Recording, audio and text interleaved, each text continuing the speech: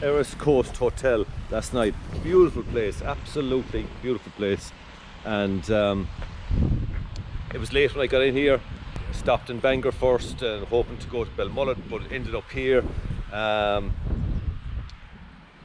not going to physically go out to Blacksod Bay Lighthouse. I'm just going to go down here a little bit, and once I get a clear view of the bay, should be able to see the lighthouse, and then that'll be Blacksod covered. And most importantly, wind on my back, because I'll be more or less heading, after a while, after about 10 kilometers, I'll be heading south and heading east in places, and that's going to be great because I've had enough of the wind. I really have. So yeah, let's move.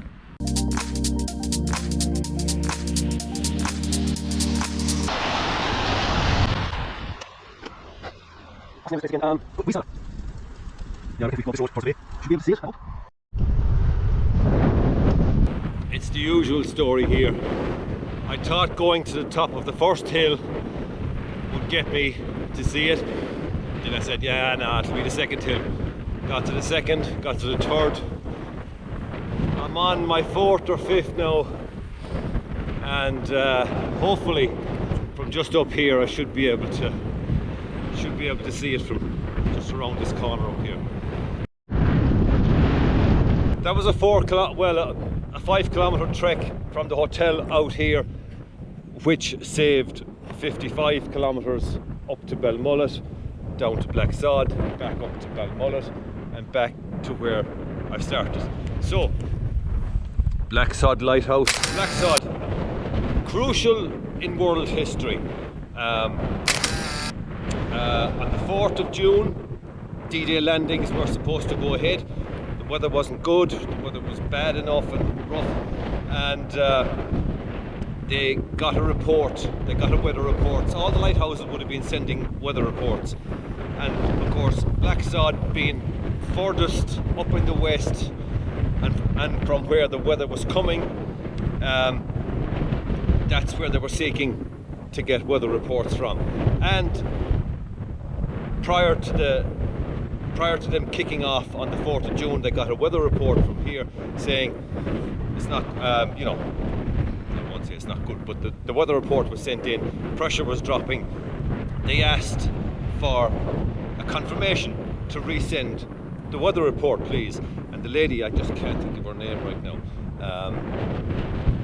got the message that they wanted her to retake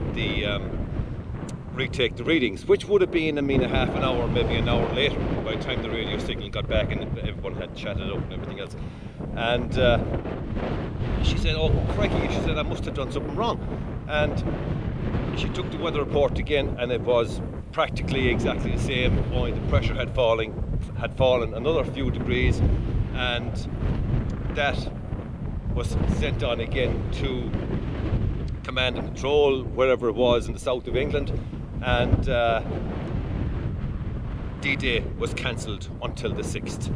Until that, weather, which was just coming in over Blacksod here at the time, had gone down through Ireland, gone down through England and passed through France, and weather reports had slightly lifted again, the pressure had slightly lifted, and everything was a go. It wasn't fantastic, as you know, for June the 6th, but it was a lot better than it was on June the 4th. So that's Blacksod. Look at that for countryside. That's the way it's going to be now for a few hours. I'm just going up here to Bangor, where I was last night, and then I'm heading off kind of southwest, and then south, and then east for a bit, and south again, and then southwest, and then east into Galway.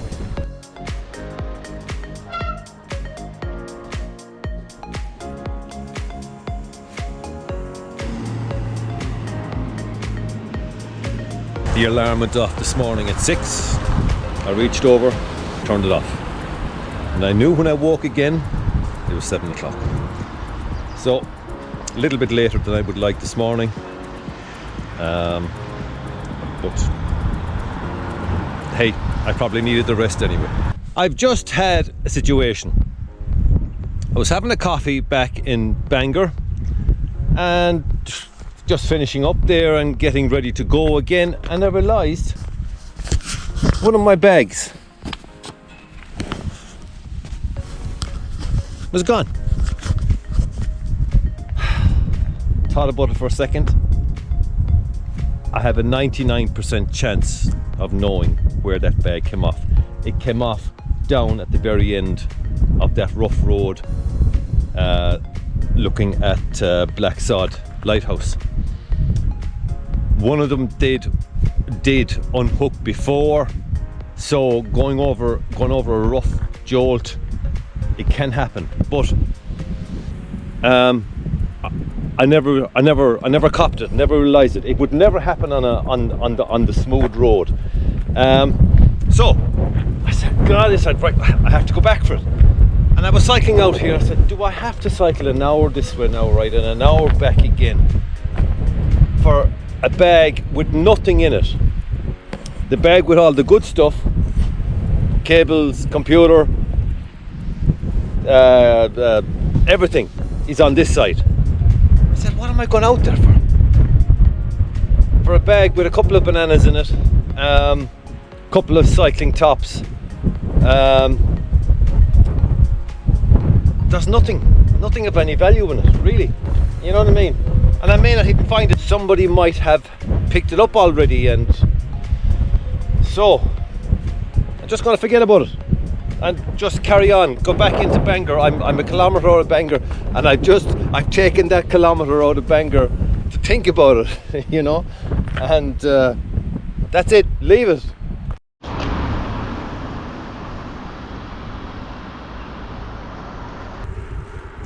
I'm delighted I didn't go back for it, because that would have just screwed up the whole day. You know, maybe there's a message in there somewhere. Lose the excess baggage.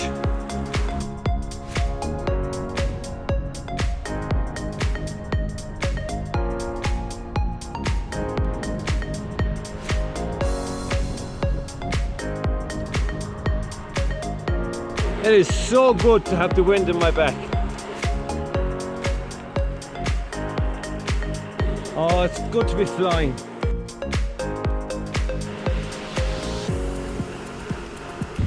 Sunshine and unreal scenery. Does it get any better than this?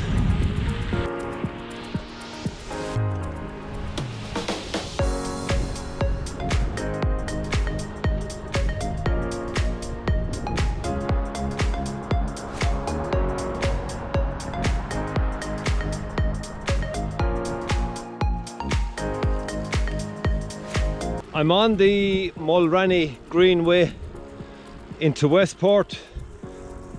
It's just going to get me off the main road for about 30k.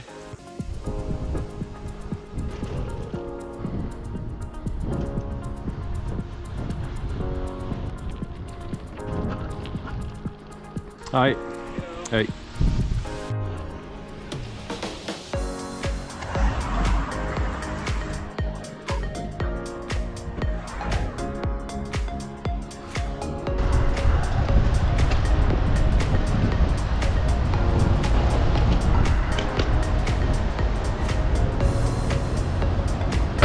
I'm drafting again.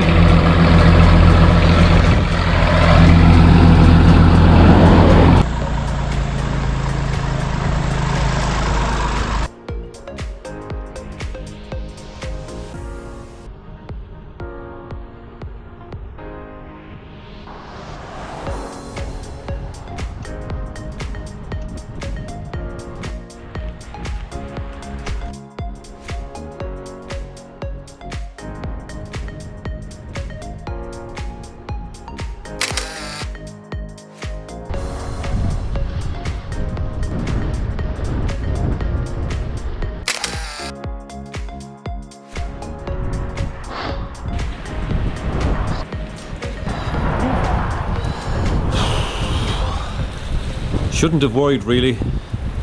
She had that time to perfection. The mighty Connemara.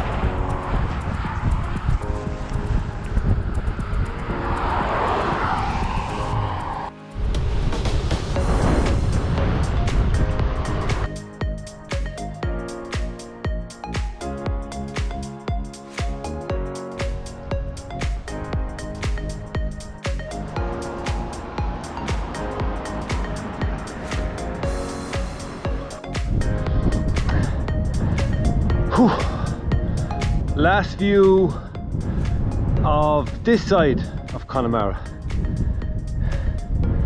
because once I get over this hill, it's going to be a different view. The other side of the hill, obviously.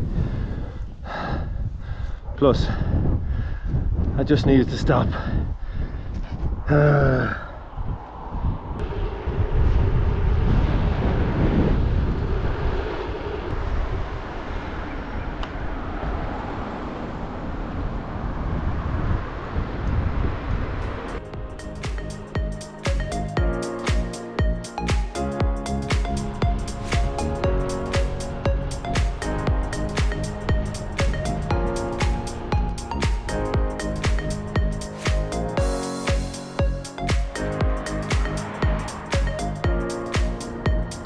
It has been a brilliant day today. Got off to a shaky start, mind. We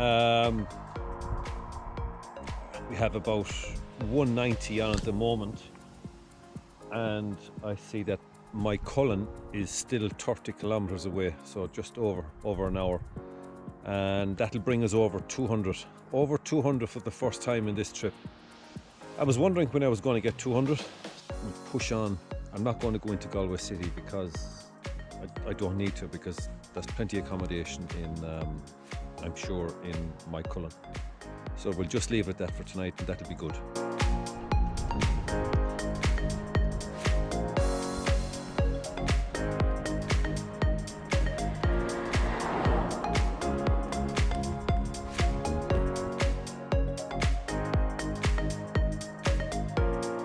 Remember how I said, yeah, my Cullen shouldn't be a problem, get accommodation in my Cullen. Well, there was nothing. And I thought with Loch Corrib on its doorstep, I thought there would be a few B&Bs and for the fishing and all that. Nothing. So the only option was keep heading for Galway. I didn't want to think about Uachtarard that I had just come through, because that was 10 kilometres further back. I was not going backwards. So into Galway. Yeah, definitely get something in Galway. Once I got into Galway, it became very clear very quickly that there was nothing in this town. Could not believe it. How could a place the size of Galway in the second week of September have nothing? Now, it turned out that the students coming back to college that time of the year had a large part to play in it. Nobody knew for sure, but that's the conclusion that everybody came to. So, and heard some horror stories about hotels overbooking, people coming to check into their room and their room was gone and having to sleep in the car. Nightmare scenario. So I spent an hour in Galway and eventually ended up knocking on some doors, B&B doors around the eastern side of Salt Hill, in the vague hope that somebody would put me up in a fold-out couch or bed in their garage, but no, that didn't happen. So an option that was floating, the last option that was floating around my head was, well, ring home. Home is just an hour's drive away, so that was the call that I made. Come and get me. I'm here in Galway, I've nowhere to sleep. And I would come back another day, start from where I got picked up and do the last day. So that was Galway.